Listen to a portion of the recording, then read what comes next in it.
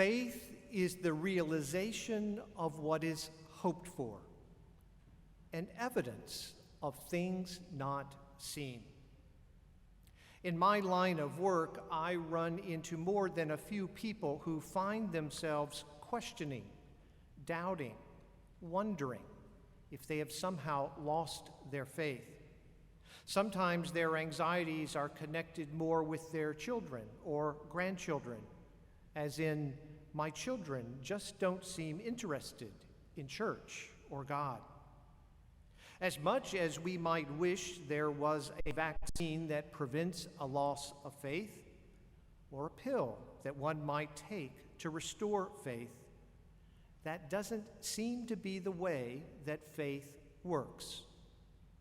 While Christians believe that faith is a gift from God, our readings today want us to understand that the path to faith is ultimately grounded in our ongoing relationship with God, a relationship that involves not only God's generosity, but also our free response. Faith does not magically appear out of nowhere, and faith can wax and wane over the course of our life. An analogy or two might be helpful. How are you feeling about the American dream these days?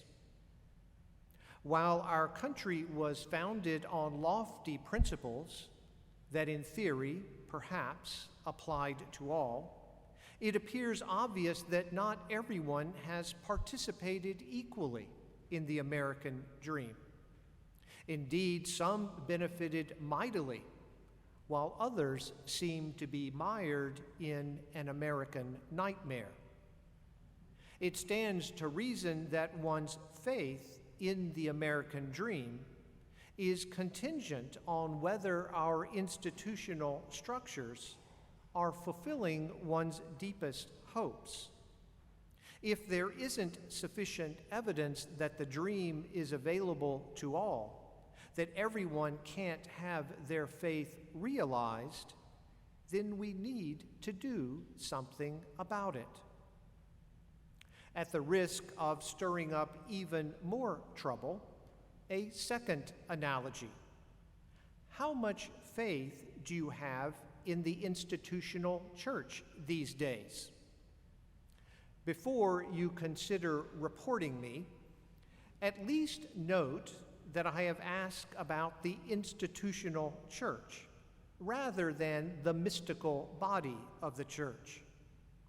With that distinction in mind, I think it is accurate to say that faith in the institutional church took a nosedive with the sexual abuse scandal. For me, it wasn't just that there were days when it felt embarrassing to be wearing black. There was also deep questioning of the never enjoyable existential variety. In addition to that, the church, like politics, can seem riddled with division. Pope Francis recently said, "When there is conflict, the liturgy is always mistreated." I think he could have added, "and faith suffers." Of course, all analogies are limited, especially when they are used to explain something like faith in God. But they can still point us in the direction of truth. And it certainly seems to be the case that skepticism, cynicism, and disbelief are becoming hallmarks of our culture, while truth and faith are losing ground. For somewhat different reasons, faith was waning about 100 years before the birth of Jesus and about 60 years after his death and resurrection.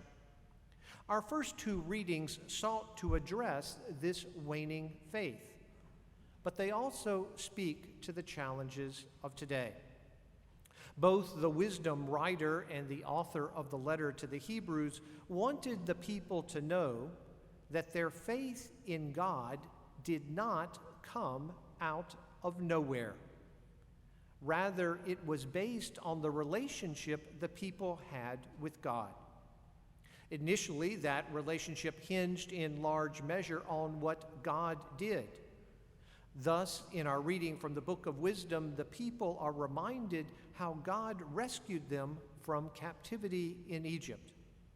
God's magnificent deed gave them courage and faith. But their faith wasn't limited to the most recent thing God had done for them. In the letter to the Hebrews, the growing faith of Abraham and his descendants is recounted. Initially, Abraham does take the proverbial leap of faith in uprooting his family to heed God's command to journey to the promised land. But over time, he develops a deep, mutual, faithful relationship with God.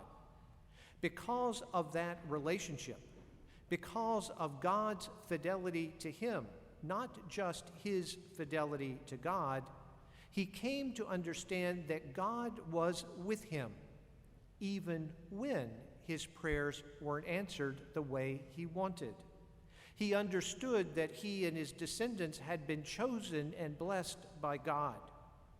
Moreover, his descendants remained faithful even if their children, rather than themselves, were the beneficiaries of God's blessing. This is not unlike how parents today endure hardship and sacrifice so that their children may share in the dream that has eluded the parents. Thus, faith begins with God but is sustained by a mutual relationship in which God's faith in us elicits our faith in God. In our gospel reading from Luke, Jesus provides guidance on how to be a faithful servant, that is, a faithful child of God. Jesus wants his disciples, that is us, to recognize that faith is not a one-way street, that what we do plays a role in whether our faith is strengthened or diminished. The guidance. First, do not be afraid. Do not be afraid. Remain confident that God will provide for you and focus on the treasures that come from God. Recognize that faith, like the love between spouses or between parents and their children, is not like an accounting balance sheet. Faith, like love, is evidence of things not seen. Second, be vigilant. Be vigilant, for God will come to you when you least expect it.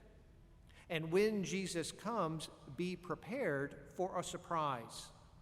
Jesus will want to wait on you. Wait on you, not the other way around. Third, do not become complacent. Do not become complacent. Yes, faith can be tested when the going gets tough, but the greater danger can come when one feels self-satisfied and self-sufficient. Much will be required of the person entrusted with much, and still more will be demanded of the person entrusted with more. So let us pray this week that God will strengthen our faith and that we, in turn, may respond generously.